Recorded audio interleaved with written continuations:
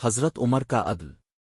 دوستو، تاریخ کے اوراق انصاف کے واقعات سے بھرے پڑے ہیں، مگر حضرت عمر فاروق کا انصاف اپنی مثال اب ہے۔ آج میں آپ کو ایک ایسا واقعہ سناتا ہوں جو ہمیں عدل و انصاف کا اصل مطلب سمجھاتا ہے۔ مدینے میں ایک مرتبہ ایک نوجوان جس کا نام انس تھا اپنے مقدمے کے لیے حضرت عمر کے دربار میں آیا۔ اس کا جھگڑا خلیفہ وقت کے بیٹے عاصم سے تھا۔ دربار میں حضرت عمر اور قاضی حکیم موجود تھے۔ مقدمہ شروع ہوا اور گواہیاں سنی گئیں۔